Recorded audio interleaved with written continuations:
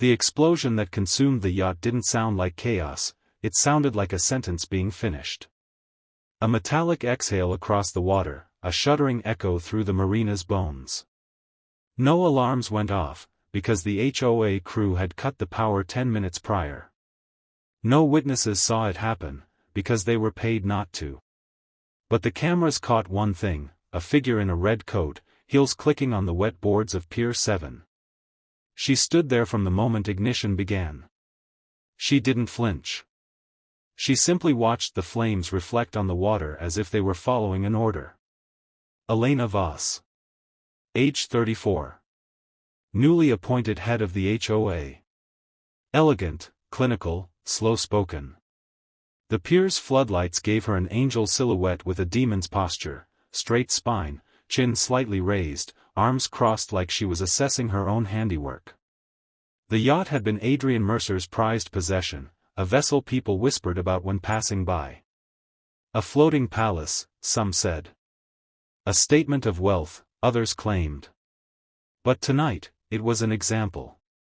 The HOA had labeled it unauthorized mooring and cited marshland ordinances that hadn't been updated in 11 years. But CID analysts knew from the first glance, this wasn't regulation. It was a declaration. No body was found aboard the yacht. It was never meant to kill anyone. This was targeted humiliation. A message to someone powerful enough to receive it. Yet 20 minutes after the blast, as responders arrived, local fishermen reported something eerie. The water moved strangely, like the tide itself was listening. Some swore they saw patterns in the foam, almost like letters forming. Others said it was just shock. But several CID officers lingered alongside Pier 7 a little too long, staring not at the wreckage, but at Elena. A note was found inside a rusted lockbox near the pier rail. A note that didn't belong there, a note that wasn't scorched. Almost as if it was placed after the explosion. Written on crisp paper in elegant handwriting were 8 words, "They think they own this place, but the tides obey me." No signature. Just a faint scent of sandalwood and expensive ink. The forensics team dusted it for prints. Results, none. CID later confirmed that the handwriting was not Elena's. Which made it worse. Because she had been the only one seen that night. The only one who stayed behind as the flames died. She remained at the pier until the last flame drowned in its own smoke. She never looked back, to cameras, to approaching sirens, to witnesses approaching from afar. When questioned later, she simply smiled and said the demolition was procedural. When asked why she watched, she responded, "I prefer to confirm things with my own eyes." But CID analysts noted something subtle in her tone, something that didn't match her words. It wasn't accomplishment. It wasn't fear. It wasn't even satisfaction. It was anticipation. As if tonight was scene 1, and she already knew what scene 2 would be. And somewhere in the darkness beyond the wreckage, someone else was waiting. Someone she hoped would see the flames. Someone who had written that note. Someone who owned more than just a yacht. Someone who had just been invited to a war. The interrogation room was cold by design, metal table, single flickering light, walls the color of old paper. Adrian Mercer sat with his hands folded, cuffs loosened though not removed. He didn't seem like a man who lost a $12 million yacht. He seemed like a man reading a clock only he could see. CID Inspector Rao entered with 3 files, each detailing the hidden offshore entities that traced back to the Marina. Mercer owned it all, every dock, every office, every square foot of tide and timber. Yet he had stayed silent when his own yacht was destroyed. Rao expected rage. Instead, Mercer offered a quiet, welcoming smile. Like he'd been waiting for this conversation his whole life. "You could have stopped them," Rao began, voice sharp. "You could have ended it with one phone call." Mercer didn't answer immediately. He leaned back, studying the room as though assessing its weaknesses. Then he replied, not harshly, not defensively, simply with a tone that felt rehearsed. Why stop the first act, when I wrote the script? The CID officers observing from behind the one-way mirror admitted later, they felt a chill run through the glass. Rao pressed further, asking how Mercer had managed to acquire the entire marina without any public record. Mercer didn't deny it. But he didn't confirm it either. He answered everything vaguely, yet precisely, like he wanted the CID to understand, but not interrupt. Like this was unfolding properly. They think they burned my only possession, he said softly. But the yacht was never the prize. It was the bait. When Rao asked who the bait was set for, Mercer's silence said more than his words. He looked at the table. Traced a finger across it.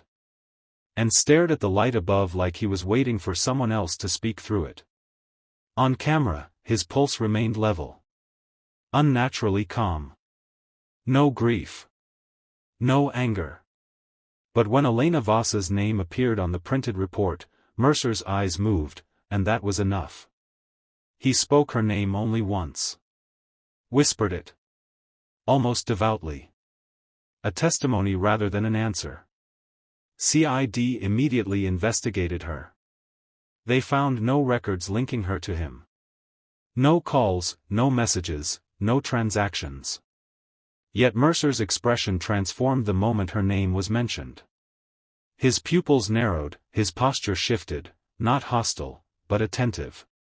Inspections confirmed, this wasn't hatred. It wasn't fear.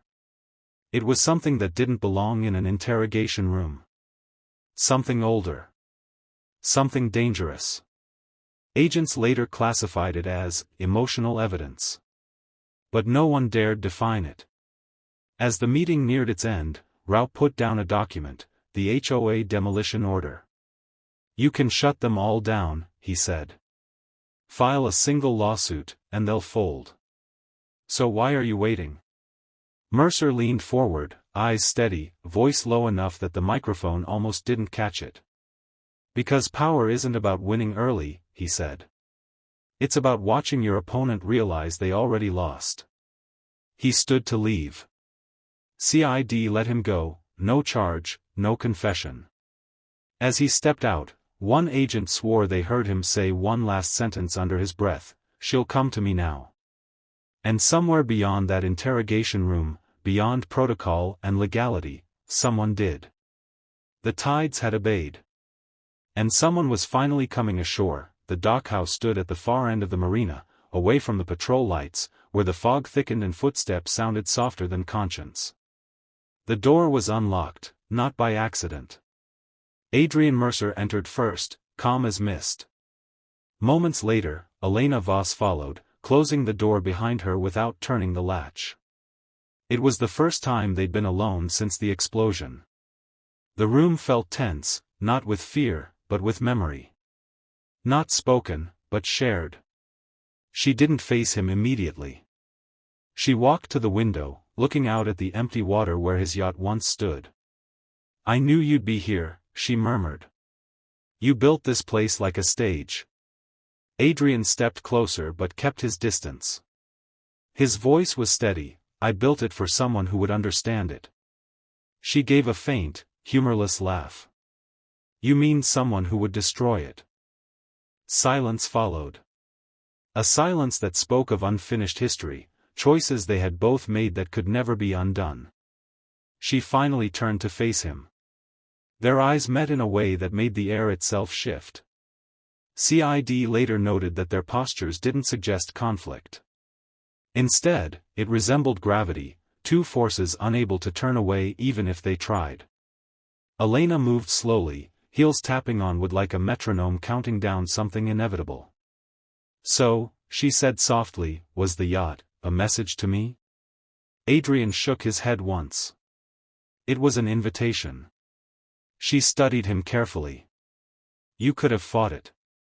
You could have called your lawyers before the detonators were even placed. His reply wasn't defensive, if anything, he sounded curious. And if I did, he asked, would you still be standing here? She didn't answer, but something in her eyes did. She exhaled, moving slightly closer, lowering her voice, you wanted me to cross the line. Adrian replied with a whisper, no. I wanted you to show me where it was. It was then that she noticed the table, an old chart table where navigators once mapped storms. But tonight, there was no map, only a single key resting at its center. She approached it slowly. CID later recovered the audio from a bug hidden in the ceiling beam. Her voice, quiet, measured. What's that for? Adrian, the Marina control office. Full access. Every dock. Every channel. Every security feed. Elena paused. Not in fear, but in recognition of something far more dangerous. You're giving it to me? Adrian stepped closer, stopping just a breath away. Let's not pretend I ever owned it. I was waiting for the right person to claim it. The microphone barely caught their next exchange. Elena's voice was lower now, uncertain for the first time. What do you want from me? Adrian, everything you tried to take. Then footsteps. Not theirs. From outside. She turned her head, noticing silhouettes moving through the fog. Sid? HOA? Or someone else? It didn't matter. She looked back at Adrian. For a moment, they didn't speak. Instead, she reached for the key, but didn't take it. Not yet. She met his gaze with something unspoken but unmistakably alive. And for the first time since the explosion, Elena Voss smiled, not in victory, not in surrender, but in acknowledgement. This isn't over, she said. Adrian's reply was soft. Certain. It never was. Minutes later, both of them were gone. The room was empty, except for the key, still on the table. And carved into the wood beside it, CID found 3 words.